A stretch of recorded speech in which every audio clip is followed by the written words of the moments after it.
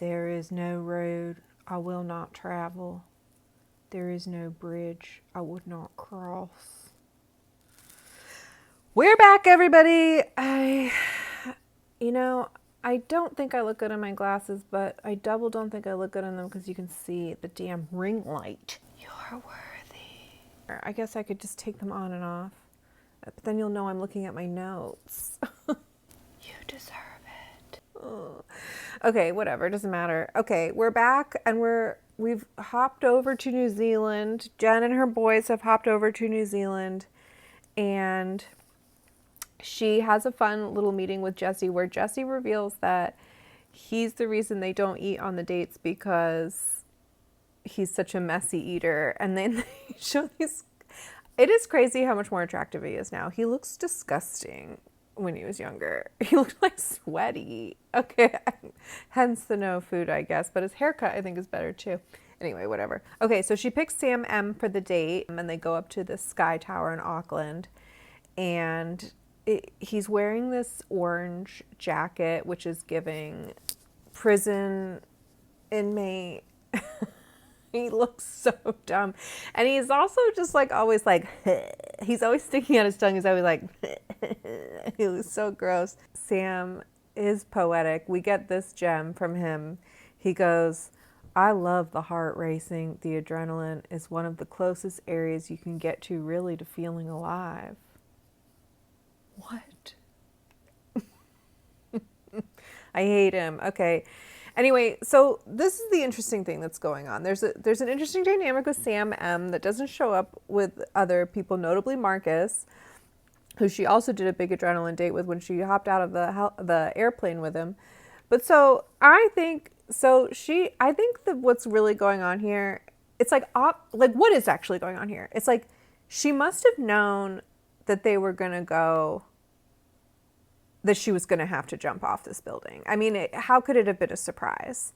But they set it up so that it's almost like posed to her like it's a choice that she's going to make. But I kind of feel like she didn't really have a choice. Like that was the date. That was what they were going to do today. They had to show up the Sky Tower. And of course she had to jump. But she was playing it like she was really scared and that she didn't want to. And I think what's actually happening is she actually doesn't trust Sam. And she is like, I'm going to act especially damsel in distress to see if he steps up to the plate and can actually be there for me and like make me feel safe and be on my team. And I would say he loses the test. I think by the end, I mean, she does jump off the building. He finally hugs her and says she doesn't have to do it, and that makes her feel safe enough to do it. But I think that is the dynamic that she was kind of testing him a little bit. Because she's also like very aloof when they were sitting at the table and they see the people jump. She's acting like she doesn't know what's going on. And then, yeah, because I think her gut feeling is that he's selfish and she's trying to poke holes and see and get more information, get more evidence that her hunch is correct. Which is a stark contrast to how she presents around Marcus, who we will see later. But, you know, he number one, when they were jumping off, he was just like, don't worry, you got this. Like, this is, you know, I've got you. Like, this is going to be fun. Like, you can do it. It's a piece of cake. You know, he was very supportive.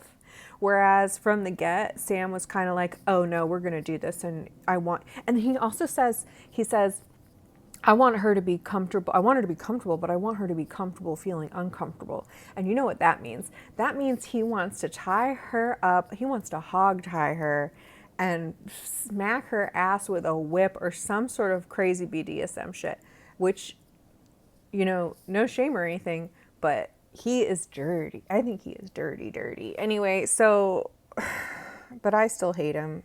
I think he's just full of shit. Then we have this group date where they play rugby, and I gotta stop saying I have to cut them out every time, and I'm sorry, I'm working on it. So this group date, and Sam N, the virgin, he is in rare form today, and he is determined to ratchet things up with Jenn. And the interesting thing that comes is because I see Sam N as Devin's sidekick and Thomas as Sam M's sidekick. So Devin the whole day is kind of parroting Devin, like, I'm here for Jenn, I'm here for Jenn, I'm going to take what I want, I'm going to be a little bit selfish. And then later, Thomas starts parroting Sam, the other Sam, being like, I'm going to keep the main thing, blah, blah, blah, blah, blah, blah, blah. And they're both kind of parroting and like peacocking in exaggerate, like they're taking their cues from these kind of other alpha guys. And it's just funny to see the betas parroting the alphas. Sam and the whole rugby date is just, I was screaming. I was like, no, Sam, no. Because he kept kind of like picking her up, but not all the way. Or like at one point he kind of like jiggled her a little bit and then put her down.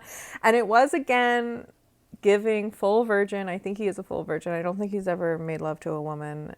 Sam and his team win the rugby date. And he's walking into the house and he's walking ahead of the guys. He's rubbing them all the wrong way. He's got the trophy. He's got another jersey on because he also had written on his jersey, Jenn's husband, which, and then he gives her one that says Jenn's, or Sam's wife, or I don't, anyway, I'll put the picture in. It's cringe, up and all the way down, up and down, up and down.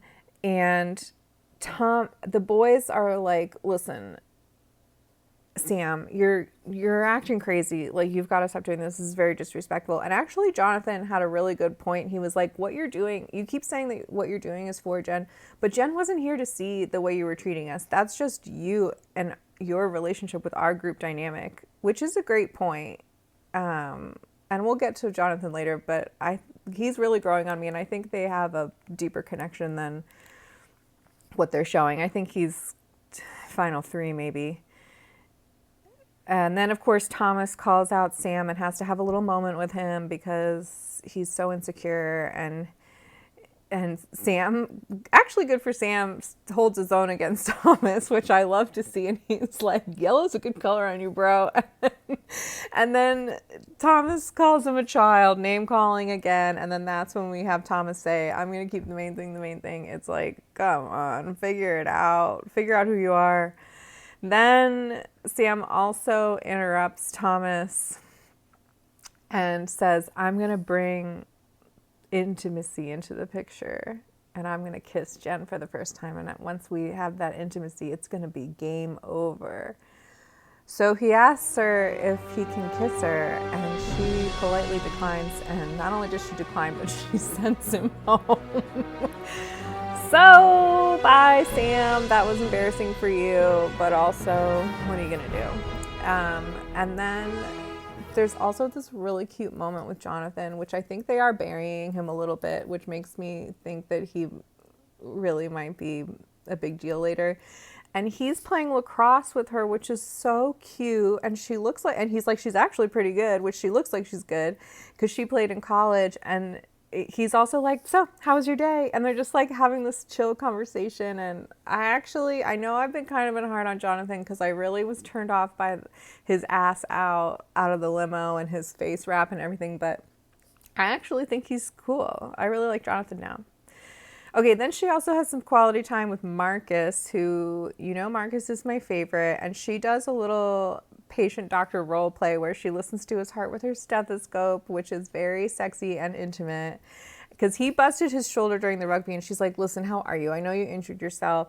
And he's like, oh, it's going to take a lot more than that, honey. And she's like, no, but I mean, seriously, how are you? And anyway, it doesn't take much, but he really kind of starts to get emotional because he just holds it all in. He holds it all in. And he's like, oh, I feel like it wouldn't even be fair for me to unload some of this emotional baggage onto somebody else. And she's like, I can carry some of the load. Like, you don't have to, you can release, you can, surrender a little bit around me, which is, he really touches him. And then he gets the group date rose. And then he says how grateful he is to have gotten the rose and how he's trying so hard to be vulnerable. And all of the men come around him and hug him and they're like, you're such a good man, Marcus. You're a good guy. And it's so, what a touching piece of positive masculinity. I loved it. Okay, anyway, Okay, then Devin gets the one-on-one and they do this Maori date, and it's a lot about culture and their family. And Devin says that his mountain is his mother, metaphorically, which was very well put. And he actually, I know I was making fun of Sam M for being a shitty poet, but actually it was very eloquent the way he was put on the spot, and he said that. Really loved it. And then they in their one-on-one date later in the night over dinner. Thanks, Jesse Palmer. They both kind of talk about how they were basically each abandoned by their fathers and how hard that it was to grow up and navigate that. And they are like, oh my gosh, we have so much in common. And Devin says that he's falling for her. And then she says, okay, I'm going to come back to this. She says this is the first time anybody has ever told her that they're falling in love with her, which maybe she meant that literally. Like, nobody's ever been like, girl, I'm falling in love with you, which, to be honest, can't recall if somebody's ever said those words to me either. Maybe they have. I can't remember. It's been a while.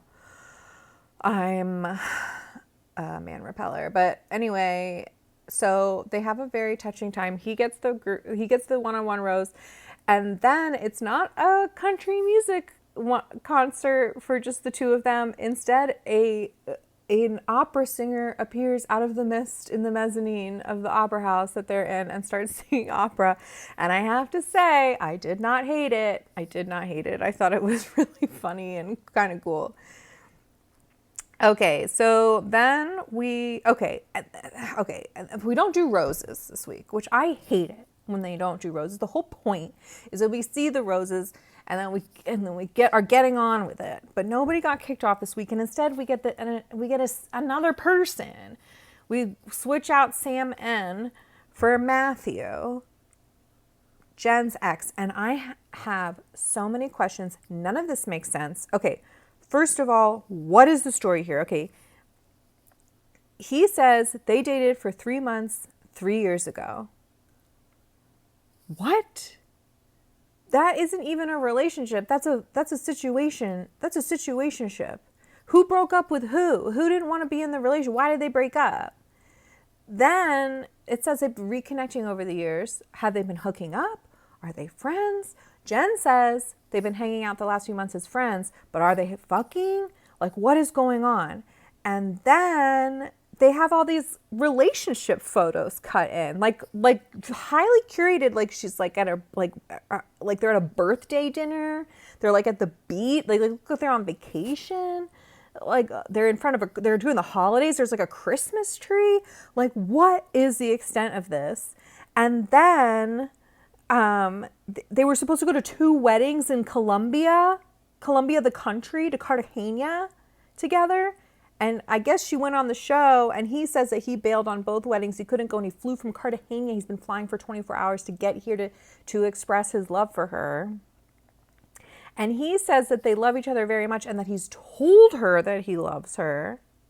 And she says, oh, so you're ready to get engaged? And he says, yeah, I'm ready to do it. And her look of shock on her face. So it's like, maybe they did talk about it, but did they? And then she's like, you could have said this before I left. And he's like, well, I did, but I guess not in the right way or not as grandly as this. And it's like, well, then did you? Because she just said that nobody's ever told her that they're in love with her before, or falling in love with her before. And he's saying that he told her that they were so amazing, that she was so amazing, and that he loved her and they loved each other, and that he felt more connected to her than ever. It sounds like. I mean, maybe he didn't say he wanted to marry her, but now he is. What is the truth? What is the truth? He says he loves her, and she looks shocked, like he's never said it before. So which is it? Has he told her or hasn't he? Anyway, they leave it on a cliffhanger. I have a feeling. Also, the poor guy, I mean, looks like he's a foot shorter than all the other contestants. Good luck walking into that lion's den with all those behemoths. Anyway, I don't know. I mean, I have a feeling she sends him home. I have a feeling she's not into him. I just need more information. It's very confusing. It's just, anyway, no roses. What a bummer. Bye, Sam N. Okay, but I do think, okay, so final 4.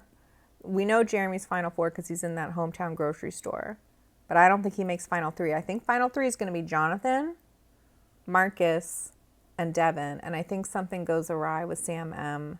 I think she cuts him to the curb because I think he's a mean person. I don't trust him. Okay, anyway, that's it. This week has been so busy. You know, these take so long to make.